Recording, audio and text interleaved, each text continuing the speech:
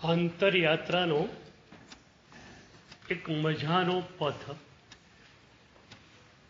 અધ્યાત્મ યોગથી વૃત્તિ સંશય યોગ સુધીનો. પહેલા પડાવે સ્વાનુભૂતિ સૌથી પહેલી જોઈએ છે.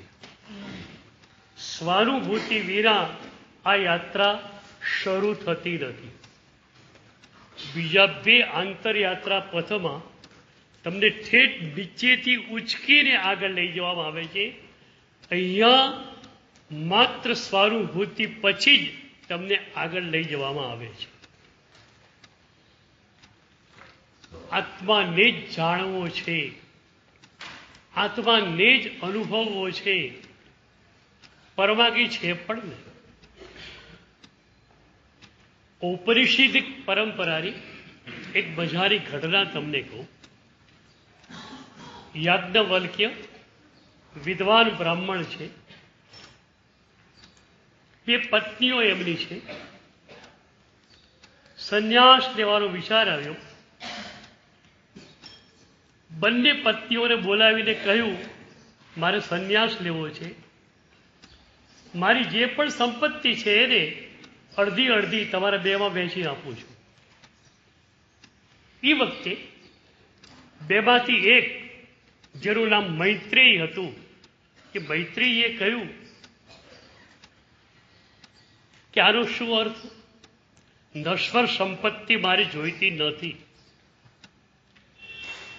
મૈત્રેયે કદાચ 1500-2000 વર્ષ પહેલા જે શબ્દો ઉચ્ચારેલા પૂરી ઔપનિષદિક પરંપરામાં આજે પણ એ શબ્દો ગુંજી રહ્યા છે. મૈત્રેયના શબ્દો હતા, યેનાહમ નામૃતા સ્યામ કિમહમ તેન કુર્યામ.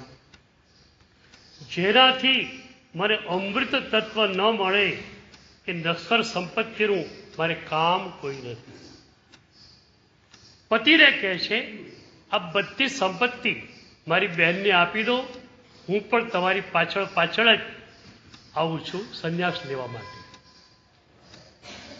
મૈત્રેયી પણ સંન્યાસીની બની અને એ સંન્યાસીનીએ, એ વિદુષી સંન્યાસીનીએ ઉપનિષદ રચ્યું જેનું નામ છે મૈત્રેયી ઉપનિષદ. અને એ ઉપનિષદના પ્રારંભમાં એ કહે છે, આત્મા વા અરે જ્ઞાતવ્ય મંતવ્ય નિધિધ્યાસિતવ્ય ઇતિ. આત્મા વા અરે જ્ઞાતવ્ય મંતવ્ય નિધિધ્યાસિતવ્ય ઇતિ. આત્માને જાણો, આત્મા પર જ ચિંતન કરો અને આત્માની અનુભૂતિ કરો. ઈશ્વરની અનુભૂતિ કેમ થાય એના માટે પહેલું ચરણ આપણે ગઈકાલે જોતા હતા. પ્રભુ નિર્મલ દર્શન કીજી. બહુ જ મજાનું ચરણ છે. અને આ ચરણ જો તમે કરી શકો તો સ્વાનુભૂતિ દૂરની ઘટના નહીં હોય. પ્રભુ નિર્મલ દર્શન કીજી. નિર્મલ દર્શન એટલે નિર્વિકલ્પક દર્શન. વિચાર મુક્ત બનીને, વિભાવ મુક્ત બનીને દેરાસરમાં જાઓ અને પછી પ્રભુનું દર્શન કરો. આપણે ત્યાં નિસ્સિંહની વાત એટલા માટે જ છે. જે પણ તમારી સંસારી વિચારણા છે, સંસારી ચિંતાઓ છે, એ બધાનું પોટલું મારી દેવાનું, બહાર મૂકી દેવાનું. અંદર માત્ર અને માત્ર તમારે જ જવાનું. મંદિરમાં માત્ર તમારે એકલાએ જ જવાનું.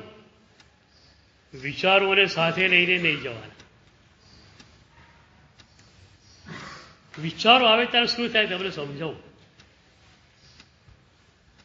તમે શરીરથી મંદિરમાં હશો, મનથી ક્યારેક ક્યાંક ભાગેલા હશો. માત્ર તમારું શરીર મંદિરમાં બેઠેલું હશે, મન ક્યાંક દૂર હશે. ચીનના બે પ્રબુદ્ધ દાર્શનિકો ચાંગફુઈ અને કિનહાઈ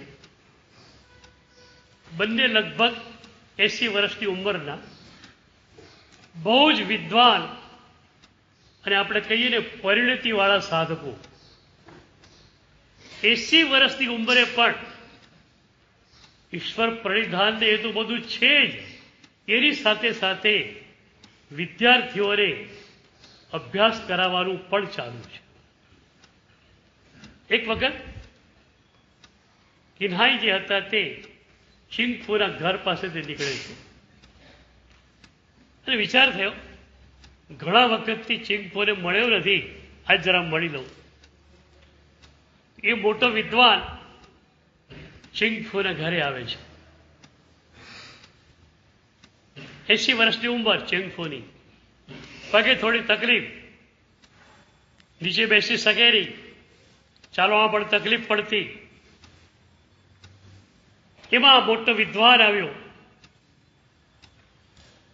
આ વિદ્વાનો એવા હતા જેમનું ઘર ઝૂંપડી જેવું હોય અને જેમના ઘરમાં કોઈ રાચ રચેલું ફર્નિચર હોય જ નહીં. કિંગફુના ઘરમાં એક જ માત્ર ખુરશી હતી જેના પર પોતે બિરાજેલા હતા. એમને થયું આટલા મોટા વિદ્વાન મારે ત્યાં આવ્યા છે, મારે એમને ખુરશી આપવી જોઈએ, પણ હું ઊભો થઈ શકતો નથી, મારી ખુરશી એમને આપી શકતો નથી, બીજી ખુરશી ઘરમાં છે. એક પણ વિદ્યાર્થી એ વખતે હાજર નથી, નહીતર તો બાજુમાંથી પણ ખુરશી મંગાવી લે. પેલા વિદ્વાને જોયું ખુરશી તો છે જ નહીં બીજી ઘરમાં, નીચે બેસી ગયા. પણ નીચે બેસવું એ વિદ્વાનને થોડું અનકન્વિનિયન્ટ લાગે છે. મારા જેવો વિદ્વાન એને નીચે બેસવાનું આવ્યું. બેઠા પણ અનકન્વિનિયન્ટ મનથી છે. ચિંગફુએ સરસ વાત શરૂ કરી, તમે મારે ત્યાં આવ્યા, મને બહુ આનંદ થયો. ખુરશી બીજી હતી નહીં, નહીતર આપતા માટે વ્યવસ્થા કરત, પણ હવે આપ જ્યારે બેસી જ ગયા છો, આપનું શરીર બેસી ગયું છે, ત્યારે આપના મનને પણ હવે બેસાડી દો. બરાબર? તમારું મન બેસી ગયું છે અત્યારે.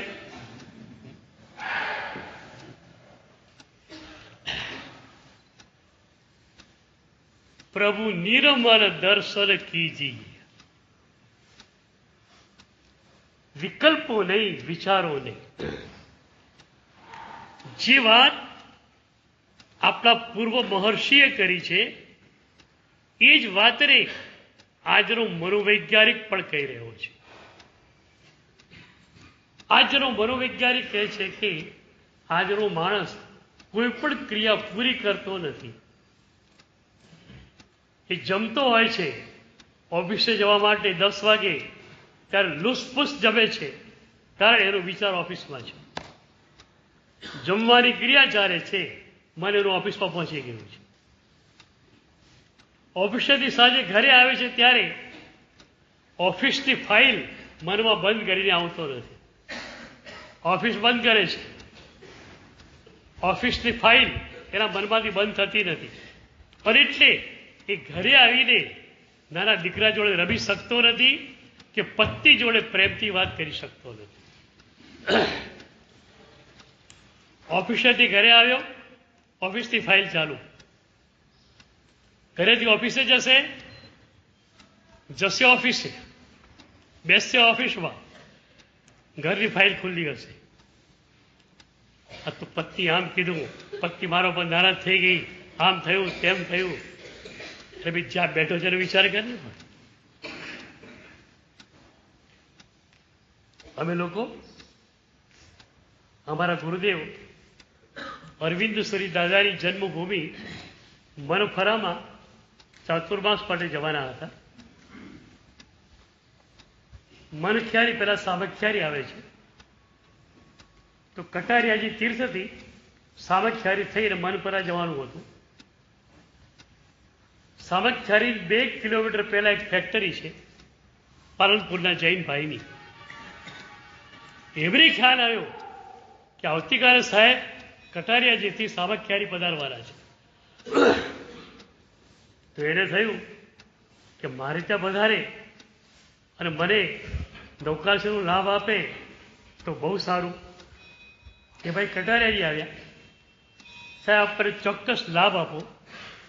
800 કર્મચારીઓ મારે ત્યાં છે, એ બધાને જમવાનું પણ મારે ત્યાં જ હોય છે, એટલે આપના માટે મારે કશું જ બનાવવાનું નથી, બધું જ આપના માટે નિર્દોષ છે, આપ મને લાભ આપો. મેં હા પાડી. અમે લોકો ત્યાં ગયા, માંગલિક આપ્યું, સંક્ષેપ આપ્યો, પચખાણ પાડ્યું, નૌકાશ્રી વાપર્યા પછી હું બહાર બેઠેલો ખુરશી ઉપર, સાધુઓ બધા તૈયાર થતા હતા. એ વખતે પેલા ભાઈ મારી જોડે બેઠેલા.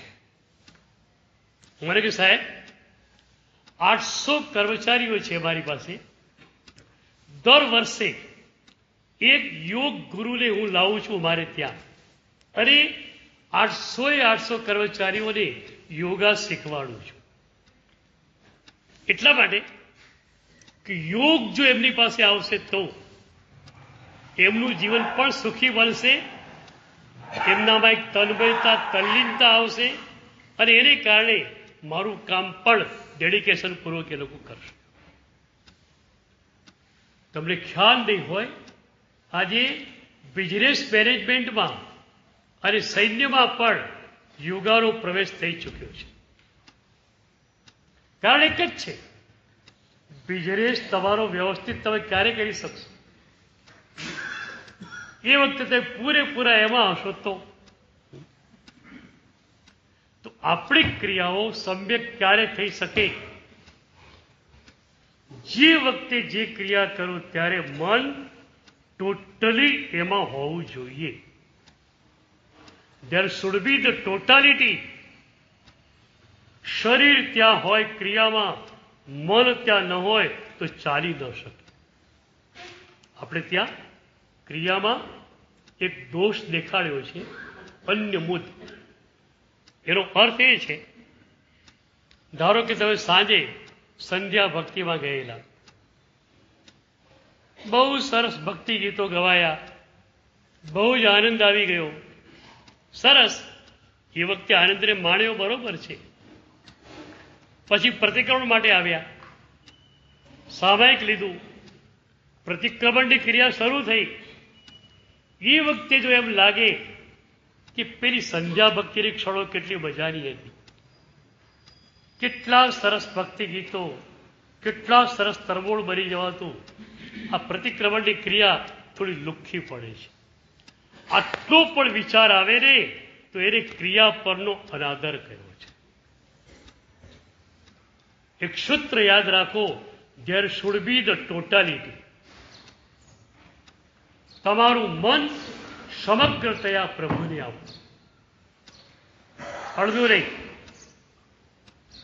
તો કહું છું 2 કલાક ક્રિયા કરો છો, ભલે 2 કલાક ક્રિયા કરો, 2.5 કલાકની મારી ઈચ્છા પણ નથી, પણ 2 કલાક કઈ રીતે કરશો? there should be the totality. સમગ્રતાથી મન એક ક્રિયામાં પરોવાય તો તમને ક્રિયાનો પૂરેપૂરો લાભ મળશે. ભગવદ્ ગીતામાં શ્રી કૃષ્ણે આ જ વાત અર્જુનને કહી, મય્યેવ મન આધત્સ્વ મયી બુદ્ધિમ નિવેશય નિવસિષ્યસી મય્યેવ અત ઉર્ધ્વમ ન સંશય. શું કહે છે શ્રી કૃષ્ણ?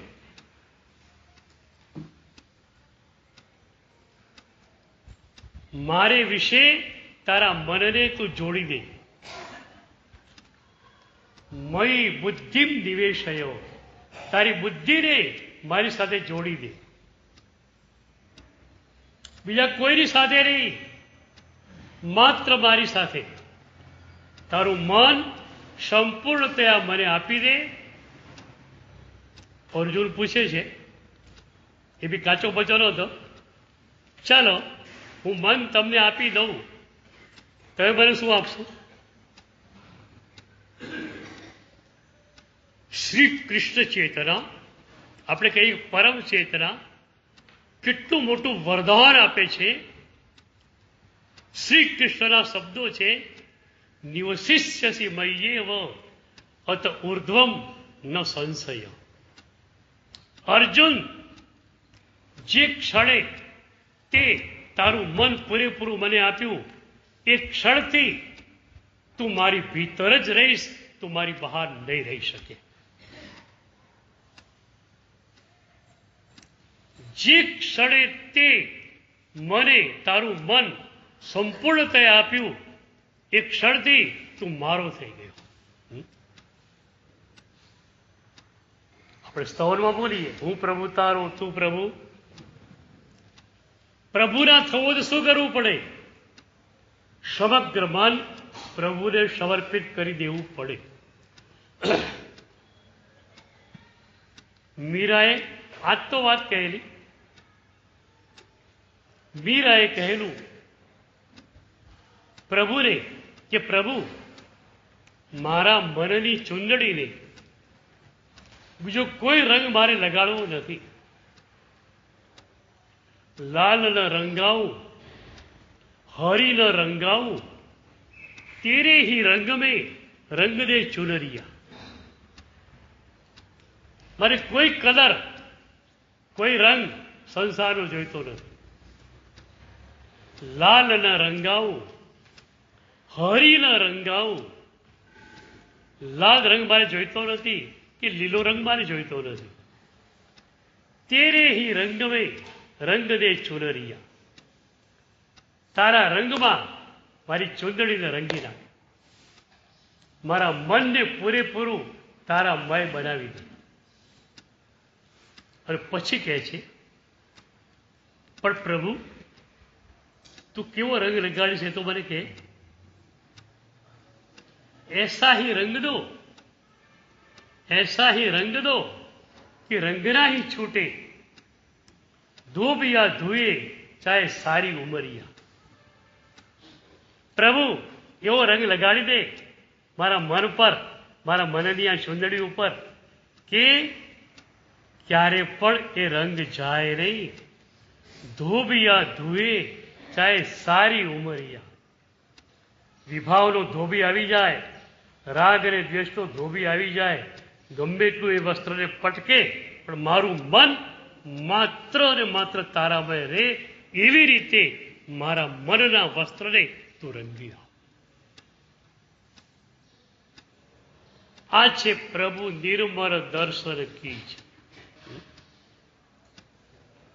આ ભૂમિકા આવી, મન પ્રભુને ટોટલી સોંપાઈ ગયું.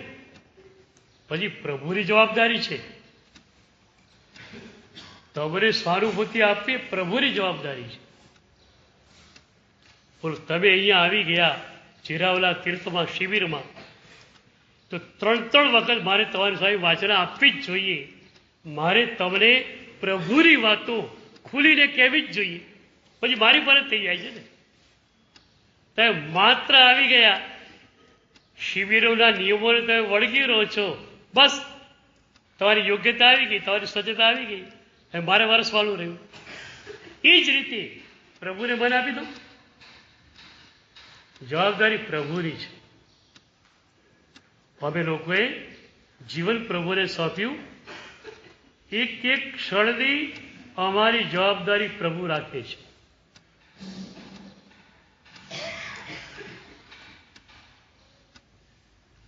ત્રેસઠ વર્ષના મારા સંયમી જીવનમાં મને યાદ નથી એક ટંક પ્રભુએ મને ભૂખ્યો રાખ્યો. મારે ઉપવાસ કરવો ત્યારે મેં ઉપવાસ કર્યો, આઈબિલ કર્યું. મારે વાપરવાનું હતું ત્યારે એક ટંક પ્રભુએ મને ભૂખ્યો નથી રાખ્યો. ગામમાં તો ગોદરી મળી જ જાય, જૈનોના ઘર ન હોય તો હિન્દુઓના ઘરોથી પણ મળી જાય છે. બહુ પ્યારથી એ લોકો વરાવે છે. પણ કોઈક જંગલમાં ગયા, જંગલમાં કદાચ 1 કે 2 દિવસ સુધી રહેવાનું થયું, કોઈ ગામ પણ આવતું નથી, એવી જગ્યાએ પણ પ્રભુએ મને ભૂખ્યો રાખ્યો નથી. પ્રભુ એક એક ક્ષણે અમારી જવાબદારી રાખે છે. માત્ર ખાવા પીવાની નહીં, એ તો સામાન્ય છે. અમે લોકો વિભાવમાં ન પડીએ તેના માટેની પૂરી તકેદારી પ્રભુની હોય છે. જે ક્ષણે મન પ્રભુને સોંપ્યું, જે ક્ષણે જીવન પ્રભુને સોંપ્યું, પછી અમારે કશું કરવાનું રહેતું જ નહોતું. જે પણ કરવાનું હતું એને કરવાનું હતું. અમે તો કહી દીધું, પ્રભુ ખાલી થઈને આવી ગયા છીએ તારા દ્વારે, તારે જેમ કરવું એમ કર. માત્ર તમે વિકલ્પ શૂન્ય બનીને જાઓ, વિભાવ શૂન્ય બનીને જાઓ, પ્રભુ તમને સ્વાનુભૂતિ આપી દેશે. તૈયાર? રોજ દર્શન તમે કરો છો, 50, 60, 40 વર્ષ તમને થયા છે.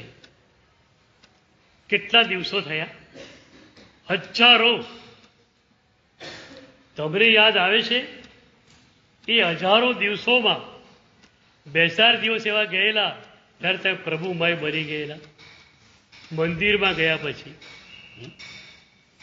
હજારો દિવસોમાંથી 2-4 દિવસો. તો પ્રભુ નિર્મલ દર્શન કીજીએ. બહુ જ થોડી ઊંડી વાત છે. વિકલ્પોને કેમ કાઢવા જોઈએ? વિકલ્પો અને વિભાવની સાંઠગાંઠ છે. વિકલ્પો જાય નહીં તો વિભાવો, રાગ, દ્વેષ, અહંકાર જાય નહીં. અને એ ન જાય, મન એનાથી ખાલી ન થાય તો તમે એ ભરાયેલું કચરાવાળું મન પ્રભુને સોંપી ન શકો. એટલે વિકલ્પ મુક્તિ શા માટે જરૂરી છે એની વાત થોડી ઊંડી છે, બીજા સેશનમાં આપણે ચર્ચીશું. હવે ધ્યાન અભ્યાસ.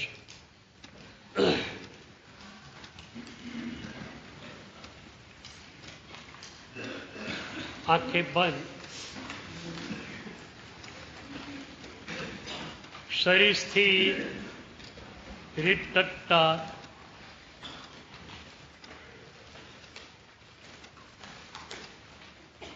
धीरे धीरे सांस लो.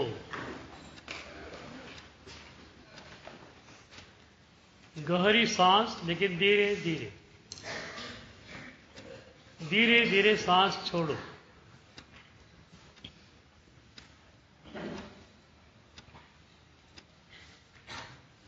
श्वास का एक साइकिल रचा जाएगा.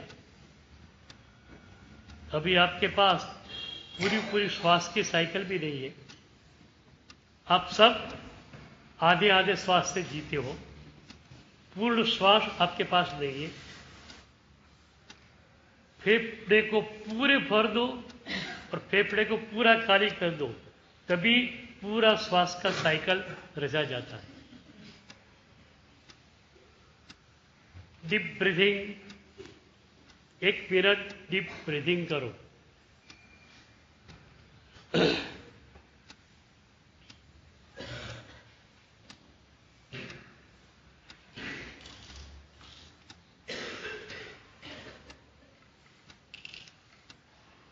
सांस पर ही ध्यान टिका रहे.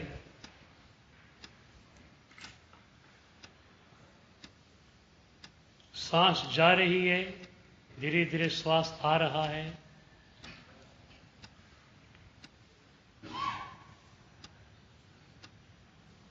एक एक श्वास परिपूर्ण होना चाहिए.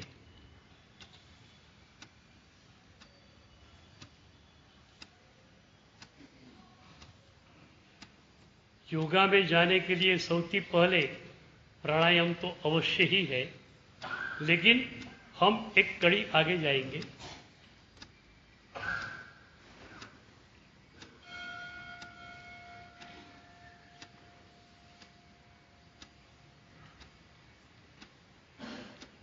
हमारे लिए भाव प्राणायाम है। तो सांस जब आप ले रहे हो, एक मन को सजेशन दो कि समभाव के आंदोलन जो यहाँ आसपास बिखरे हुए हैं मेरे भीतर जा रहे हैं। जब सांस बाहर निकाल रहे हो तब सजेशन दो मन को कि भीतर जो क्रोध था वो बाहर निकल रहा है।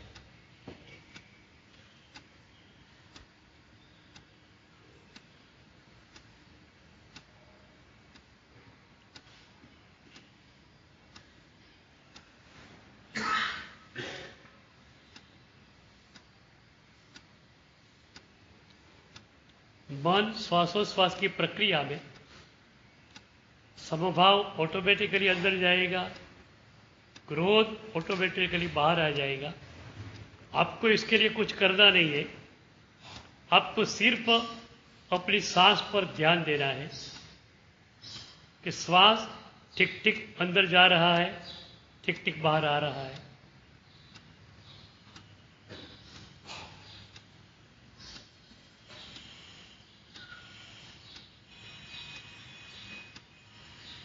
अभी तक शायद आपने एक भी श्वास जागृति पूर्ण तरीके से नहीं लिया है। श्वास आ रहे हैं, श्वास जा रहे हैं, आप कोई क्रिया कर रहे हैं। अब क्या करना है? कोई विचार नहीं, शांत बैठे हुए हो और श्वास पर निगरानी रखे हुए बैठे हो।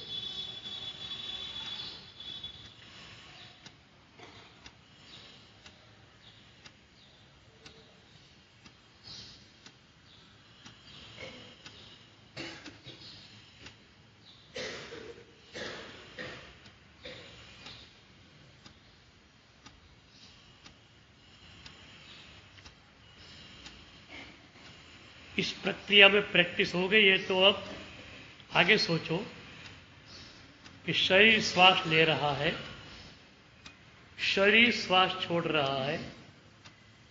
मैं तो आत्मा हूं, मैं शरीर नहीं हूं।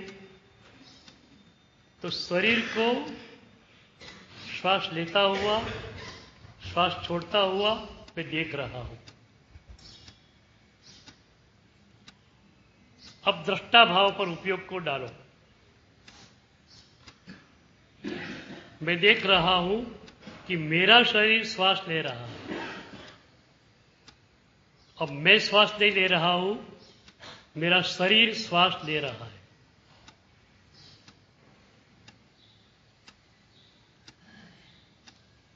एक दो मिनट इस प्रक्रिया में शरीर सांस ले रहा है, आप देख रहे हो।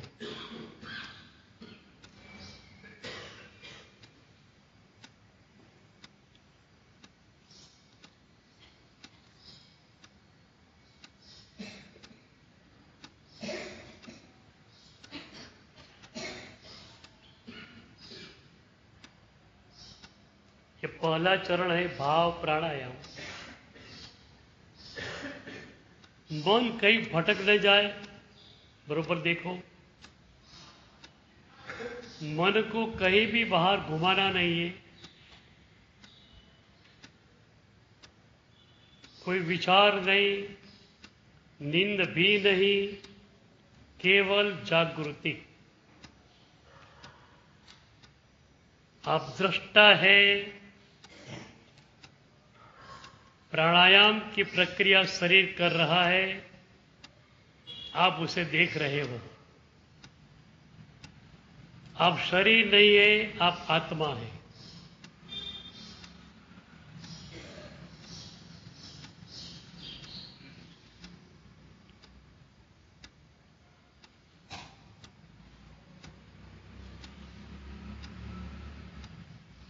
श्वास देखने का आ गया ने, फिर प्रभु देखने का मजा आएगा।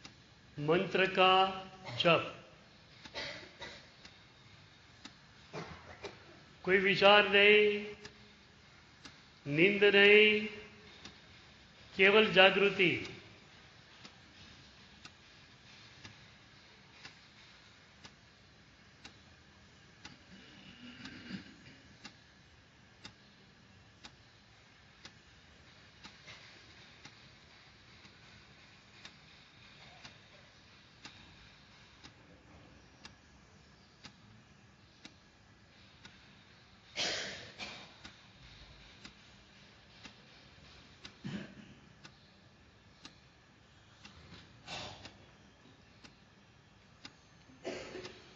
मानस जाप, चित्त एकाग्र,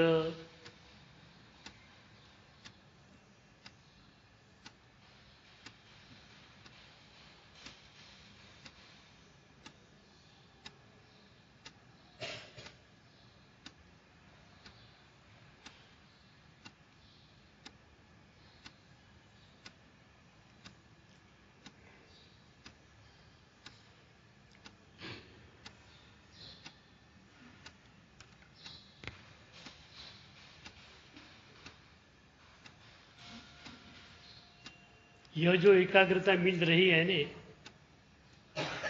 उसका ही उपयोग चौथे चरण में किया जाएगा। अभी तक आप भीतर डूबे ही नहीं हो। चौथे चरण में भीतर डूबने का है।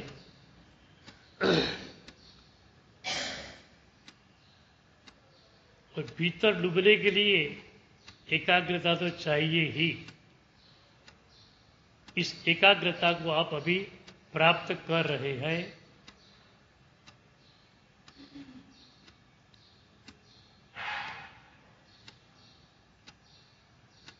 तीस सेकंड पूरे पूरे एकाग्र हो जाए, सिर्फ 30 सेकंड।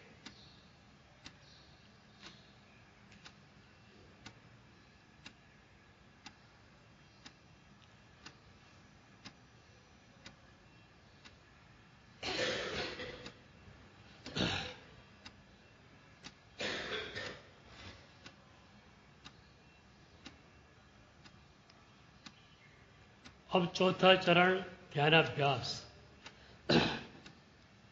पित्थेरामे पश्यन्तु पद को अब छोड़ देने का है और आपके भीतर जो शांति है, दिव्य शांति, उसका अनुभव आपको करने का है। मन आपका एकाग्र हो गया है। बस अब भीतर मन को घुमाओ, भीतर ही देखने का है, बाहर कुछ है भी नहीं। आपके भीतर दिव्य शांति है, उस दिव्य शांति का आप अनुभव करो।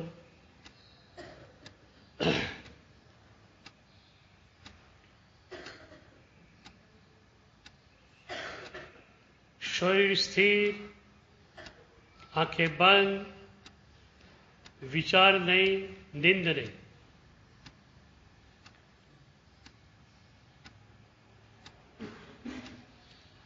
इतनी ही सावधानी रखो कि मन बाहर कहीं ना जाए।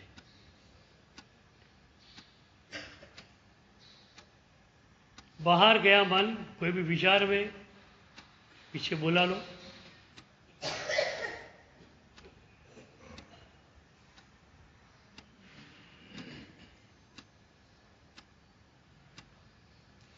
यही हमारा निश्चय सामायिक है। स्वभाव में डूबे रहना, यही तो सामायिक है। अब स्वभाव में स्थिर होने का एक आनंद प्राप्त कर रहे हैं।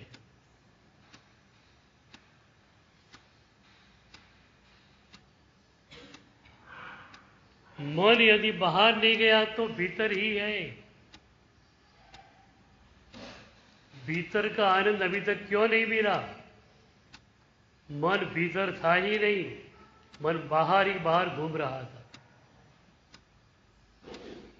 अब तुम्हारा मन एकाग्र हुआ है, उस एकाग्रता का ऐसा उपयोग करो, ऐसा उपयोग करो कि मन तुम्हारे भीतर रही हुई शांति का अनुभव कर ले। एक दिव्य आनंद तुम्हारे पास है, सब कुछ तुम्हारे पास है, पूरा सिद्धत्व तुम्हारे पास ही है। जब आप सिद्ध होंगे, मुक्तात्मा होंगे, तो वो सिद्धांत में आएंगे, तब आपको सिद्धत्व बाहर से नहीं मिलने वाला है, आपके भीतर जो सिद्धत्व है वही उस समय प्रकट हो जाएगा।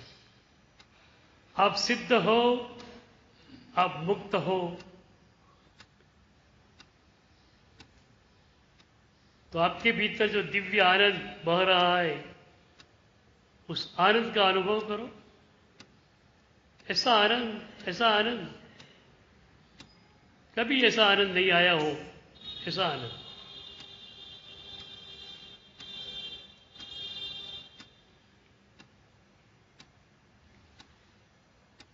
दूसरा कुछ नहीं करो, बस मन बाहर न जाए, उसकी पूरी पूरी जागृति रखो।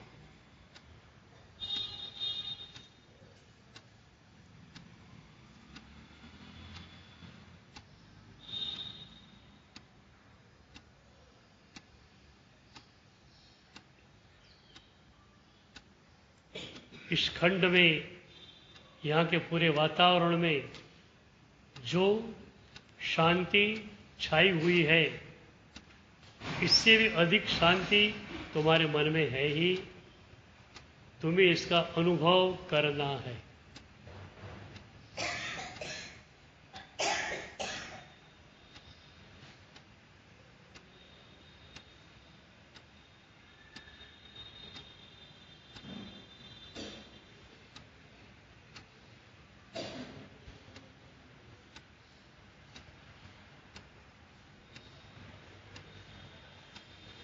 अब सिर्फ 30 सेकंड बराबर डटे रहो।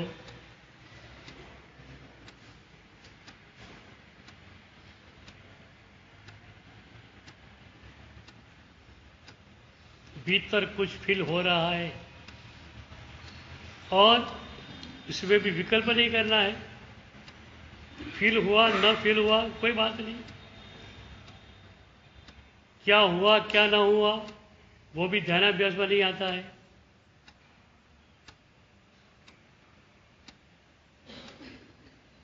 बस आप शांत हो गए, शांति का अनुभव हो ही गया है।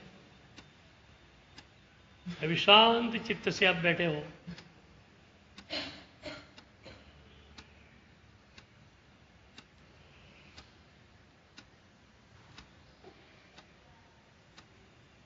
तिथैरा मे पश्यन्तु, तिथैरा मे पश्यन्तु, तिथैरा मे पश्यन्तु।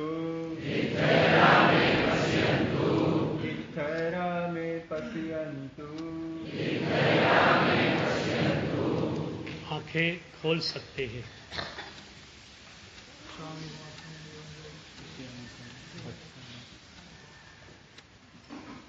मौन ना पचकाना। हाँ, मौन का पचकान धारणा आविग्रह प्रत्यानता संसार महत्तर